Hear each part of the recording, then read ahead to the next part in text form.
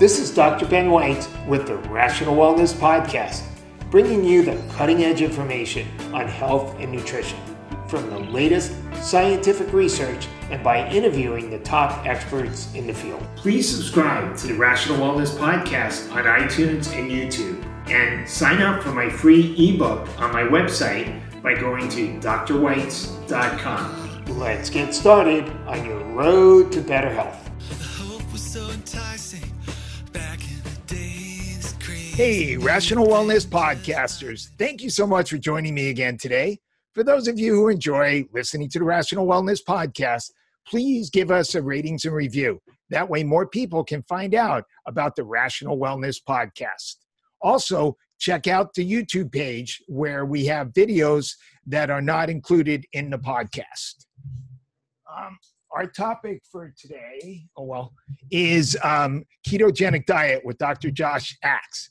The ketogenic diet is a high-fat, medium-protein, and very low-carb diet. By severely restricting carbs, your body gets used to burning fat for energy instead of carbs, and this can facilitate the loss of body fat. When your body is burning fat, it produces ketone bodies in the process. This means that your body is in ketosis. Dr. Josh Axe is a doctor of chiropractic, certified doctor of natural medicine, and clinical nutritionist. He has the #1 natural health website, draxe.com, with over 17 million monthly visitors. He's written several best-selling books, including his new book, Keto Diet, Your 300-Day Plan to Lose Weight, Balance Hormones, and Reverse Disease, which is what we'll be speaking about today. Dr. Axe, thank you so much for joining me today. Awesome. Hey, thanks for having me, Dr. Ben. Excellent. So, Dr. Axe, can you tell us how you became interested in a functional medicine approach to health? Yeah, so for me, I got in the natural medicine space through a health crisis in my family. My mom, growing up, was always into fitness, but we were never into nutrition or natural health. And so she was surprisingly diagnosed with cancer at 40. We lived in that medical model. We were always getting put on medications, and my mom decided to go through all the conventional medical treatments. So she had a mastectomy. She went through rounds and rounds and rounds of chemotherapy. And I remember her losing all of her hair, just being so sick. And she went through all those treatments and eventually was diagnosed as being cancer-free and healthy. But really, after that, she seemed sicker than ever. She got diagnosed with chronic fatigue syndrome, depression, anxiety, got put on multiple medications, and she was just sick and tired all the time. And that's really essentially what inspired me to become a functional medicine doctor and a chiropractor and a nutritionist and want to learn natural medicine. And so I went to school, started studying to become a doctor, and about a year before graduation, get a call from my mom. And she says, I've got bad news. I've just been diagnosed with cancer again. What do I do? And I said, I'll be home. I flew back from Florida back to Ohio, where I grew up. We sat down, prayed together, and we felt led to take care of her all naturally. And so, she started juicing vegetables every single day. We started doing natural remedies like reishi mushroom and turmeric and vitamin D. She started getting chiropractic adjustments every week and using essential oils like frankincense, and also doing positive affirmations. We worked on her spiritual and emotional health. We followed this plan for about 4 months. We went back to Columbus, Ohio, and redid a CT scan with her oncologist. And they called us the next day and they said, here's their exact words were, "This is highly unusual. We don't typically see this, but your tumors have shrunk by more than half. We want to see you again in 9 months for another scan." She went back 9 months later, complete remission. And now my mom's in the best shape of her life. She's just turned 67, and she's running 5Ks, and she water skis, and feels better now in her 60s than she did in her 30s. And so for us, that's a big part of what inspired me to start practicing natural medicine. Just out of curiosity, did the oncologist ever call you and say, "Hey, Dr. Axe, what did you do?"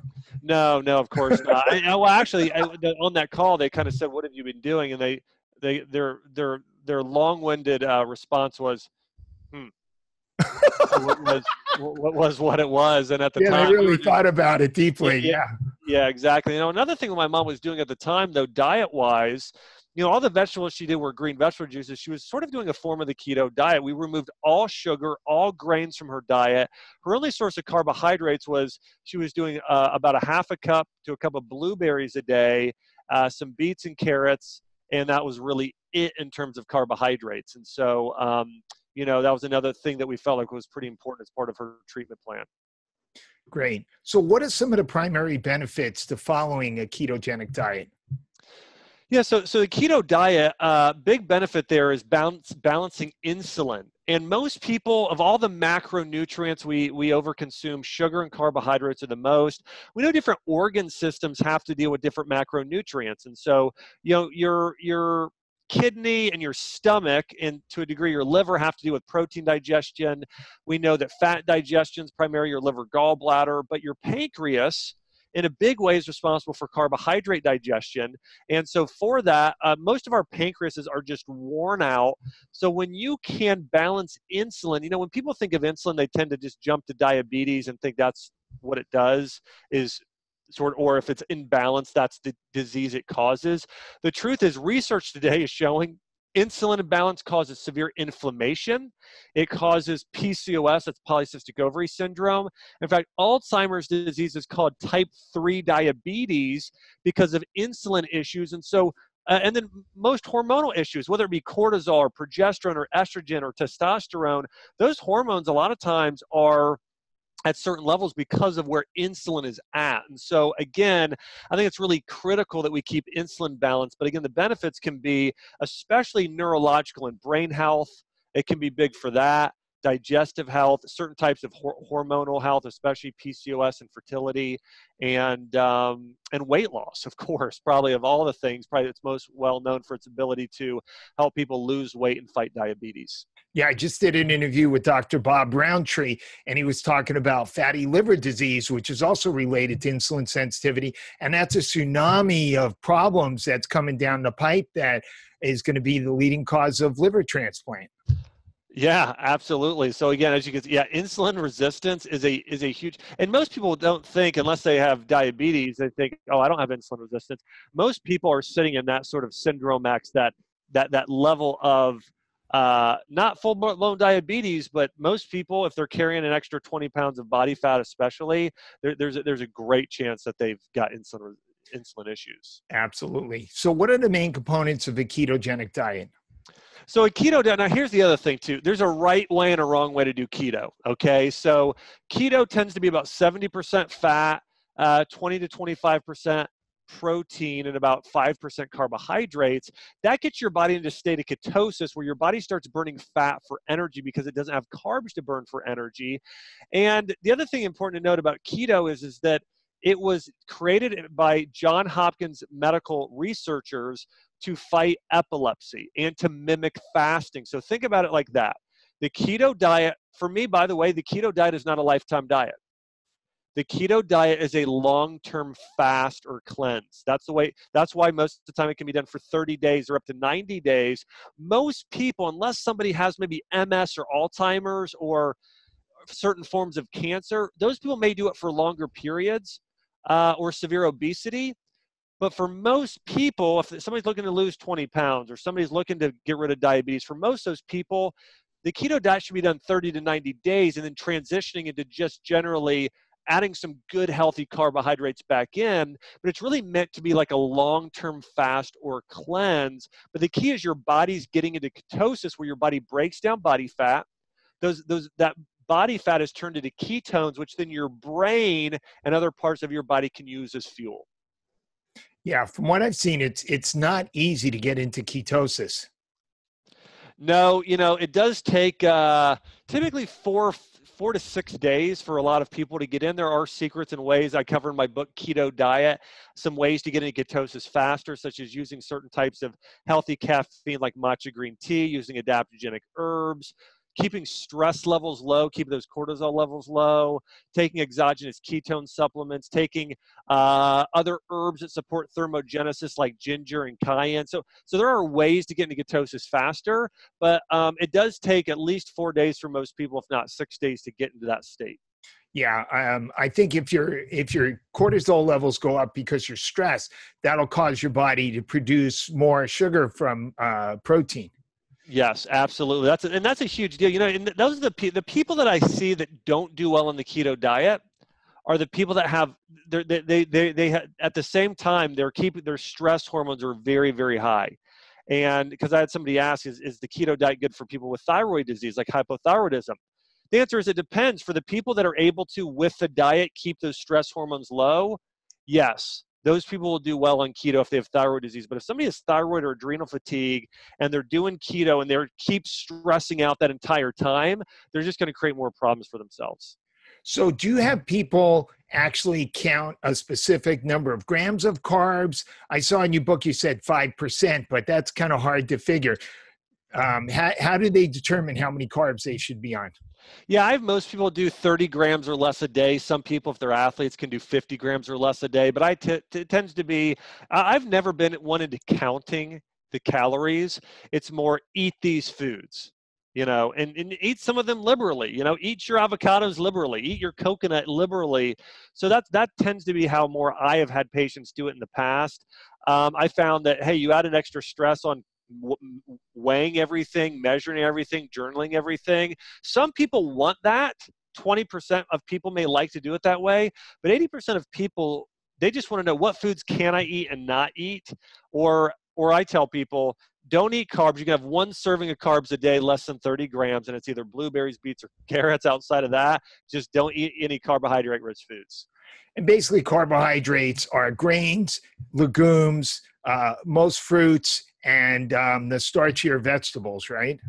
You got it. Yeah, and some squashes I think are fine. I think if somebody's doing, some spaghetti squash, like a serving of a cup, that's going to be fine for most people on the diet. Versus if somebody's doing butternut squash or sweet potatoes, of course, that's gonna get them out of ketosis for sure. Just too carbohydrate rich.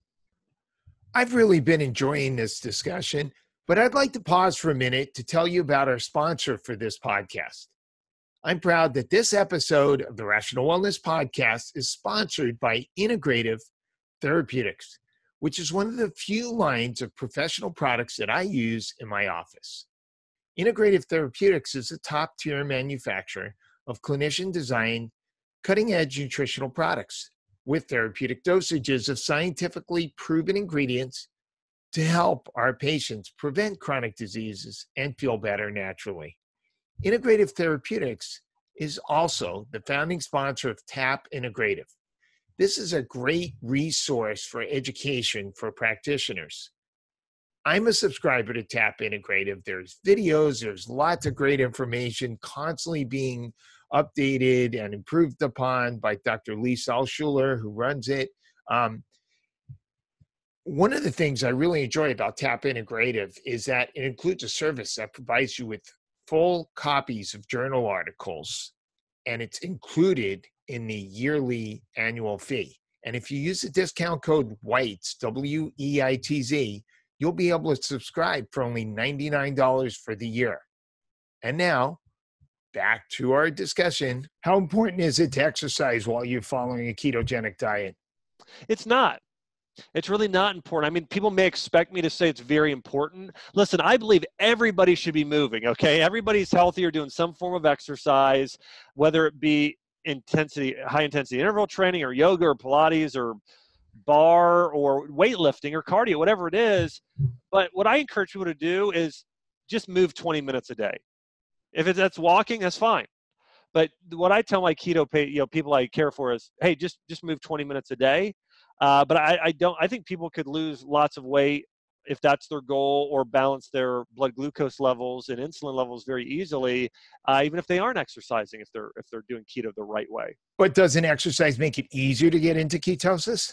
It does. Yeah, absolutely. So again, I think movement is going to support your body in doing that. In fact, movement helps all kinds of things, from lowering stress hormones to elevating your metabolism, to start to burn up any of those carbohydrates that might be in your diet. So yes, it definitely can. Good. So can you drink alcohol while you're following a keto diet? You know what? You can in small amounts.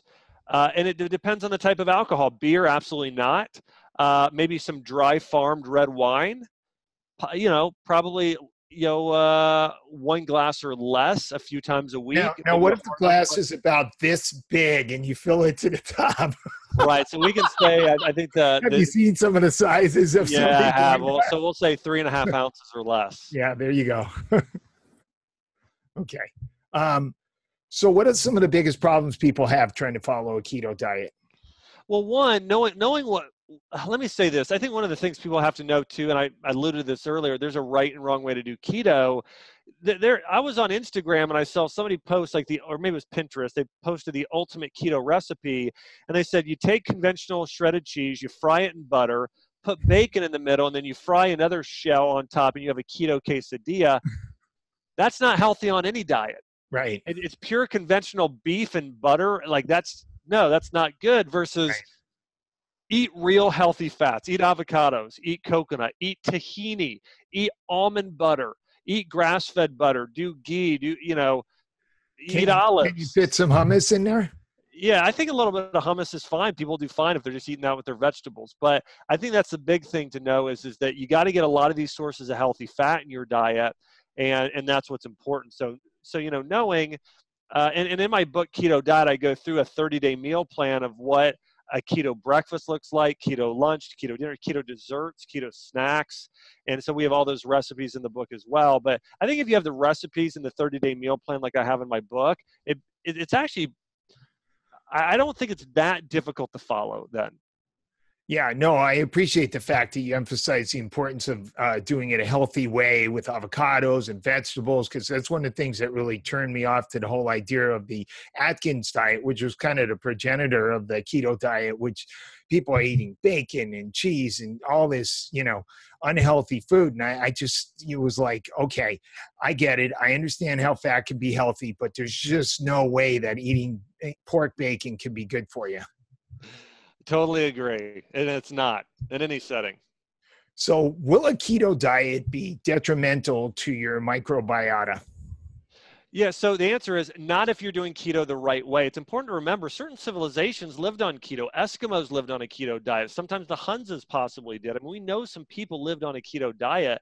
But the thing is, you got to be getting the right fermentable fiber in your diet. That's key in probiotic-rich food. So when you do keto, you got to get fiber. So again, one serving of berries a day, and then loads of vegetables and some nuts and seeds like chia and flax, pumpkin seeds, almond butter, like getting the fiber in your diet, and then getting some of those fermented foods like sauerkraut in there, and all the vegetables. If you're doing loads and loads of vegetables, and then herbs and spices, doing matcha green tea, doing turmeric, doing ginger, doing supplements like triphala, which is an ancient Ayurvedic gut digestive support. But doing those types of things, your microbiome will be healthier than ever. In fact, there's an animal model study for people with ASD, autistic spectrum disorders, and they found that actually their gut microbiota dropped, especially the bad bacteria, which improved behavioral outcomes, their overall digestion, their memory, their focus. So if anything, it's actually going to have a great benefit on the gut microbiota if people are doing loads of vegetables, herbs and spices, and fermented foods. Cool. Do you have people measure to see if they're in ketosis? Use those urine dipsticks? Most of the time I don't have people do it. Now, if somebody's having some issues, absolutely. If somebody loves to measure things, that's great. What I'm looking for is how you feeling, and, are your symptoms changing? Are how do you look? And so people noticing, oh, I can tell my face is leaning in. I can tell I'm leaning out here. I can tell my energy now is better. I can tell my hormones. So I have people more so listen to their body than I do using the strips. But I think using ketone strips can be great. What are some of the most beneficial supplements to take when following a ketogenic diet? I think number one would be making sure that we're getting plenty of probiotics, okay? So getting quality probiotics, especially the soil-based organisms, those SBOs. So I would look for a good quality soil-based probiotic supplement that also contains herbs and spices like triphala and ginger that support digestive health. But a probiotic supplement would be number one. Number two, collagen. I think collagen is critical for tissue regeneration. When people go keto, I not only want them to balance insulin and to lose, the extra body fat, I want them to regenerate and heal. And so in that case, I'd say number two would be a collagen protein or a bone broth protein. Bone broth protein is probably even the best because it also has hyaluronic acid and glucosamine and chondroitin, so a scoop of that a day in a smoothie. The third supplement I would say would be I think you want to stay alkaline. I think doing lots of greens, so something like chlorella or spirulina or organic super greens powder of some sort could be great for people. Just a couple more. I think taking adaptogenic herbs can be good. I think ashwagandha is one of those that can be very good to help keep those cortisol levels lower. And for some people, exogenous ketones, if somebody really wants to amp up the weight loss and get into ketosis faster for a period of time, I think that's another good one that people can consume. Probably minerals too, right? Because there's a lot of electrolyte imbalances. Yeah, that's the other thing I was going to say. In fact, one of the things I have a lot of people do once when they're on the keto diet is drink loads of celery juice. Okay, but celery juice to get the minerals, lots of steamed spinach. The cure for everything, celery juice. Listen, now I do want to say this. So, I'm not. And by the way, I've never met the guy, medical medium. He seems like obviously a lot of his stuff, has a very just polarizing effect in terms of the way he markets. But my wife read it, had her first dose of celery juice, got sick as a dog, concluded this must be good for me. So now every time I go to the market, I have to call ahead and have them stop. But I was actually recommending celery juice before that guy ever came out with a celery juice book or whatever he came out with, which at least it's better than the book before, not by him. 2 years ago, it was the grapefruit juice diet, at least this time it's celery. So, but I do think some vegetable juice, it's mineral rich, especially celery, cucumber, spinach, ginger, lemon, that sort of, I think can help. But you're right, a multivitamin mineral can also be great for people that are looking to, that are on keto. Now you talk about using the keto salts, but isn't the whole idea to get your body to produce those ketones? Yeah, again, I'm not, anytime I've done keto in the past, I've never used the salts or the exogenous ketones. Again, it's just a supplement there for people if they want to get into ketosis faster, or they're going to do it for 30 days and want to sort of reap the ultimate benefits. I think it's a fine thing to take. But do I think it's number one on the list? No, by any means in terms of supplements. But again, a lot of people I have do it without it. Now, since the ketogenic diet is hard to stay on long term, once your recommendation for them to do it for 30 or 60, 90 days is over, what should they do then long term? Yeah, so, I recommend eating a healthy amount of carbohydrates. And so I think realistically, now what we think of as normal is not normal. I think what the normal amount of carbohydrate consumption is probably close to, let's say 30% maybe 40, but it's not 50, 60, or 70. You mean Big Mac, fries, and Coke is not a reasonable way to eat? That's not it. That's definitely not it. So I do think that, keeping that protein around 25%, keeping the fat around something like, 40%, what does that leave? 35% probably for carbohydrates. So I do think about a third of your diet of carbohydrates is fine, which probably 100 grams or less is probably going to be, about 100 grams a day for most people is great. And that's it's a serving of berries. It's a half a sweet potato. It's one serving of rice. It's the right amount. Okay. And I saw in your book, you also talk about keto cycling as a way to sort of integrate some keto diet. I think for some people, if they sort of liked being on keto, but they wanted sort of a break to be able to go out with friends and be able to do something long-term, keto cycling can be great. It's sort of carb cycling meets keto diet. And my wife actually did this. I hadn't thought of it necessarily until my wife said, hey, I'm going to try this. She did keto 30 days. And then she started doing these just a carb day every third day. And she said she actually felt better doing that than actually full on keto. And the results she saw were just as good and long-term better. She noticed and my wife is a chiropractor. She's a fitness instructor, yoga instructor. I mean, she's super healthy, but she ended up losing just a few, just leaning out, a little bit more and getting her body to kind of ideally where she wanted it to be doing that. So I think the keto cycling, as we cover in my book, is a great thing for a lot of people to do. Cool. Well, thanks for the interview, Josh. How can our listeners get a hold of you and find out about your books and your supplements? Sure. Well, yeah, you can follow me on Instagram, Facebook, and drax.com. Here's the new book that just recently came out, Keto Diet. You can see it here. You can buy it on Amazon.com. In fact, it's been ranking as one of the top-selling health books the past 3 months, international bestseller. But in this book, we have 80-plus recipes, 30-day meal plan, and also a keto cancer plan and others. So people can check out this book here and check it out on Amazon. Read some of the reviews there we have. And Yeah, then no, I read it. It's an Awesome. easy read. It's great. Yeah. Awesome. And then draxe.com. It's draxe.com, my website. But I want to say, Dr. Ben, thanks for so much for having me on your show. Thank you so much, Josh. Dr. All right. God bless.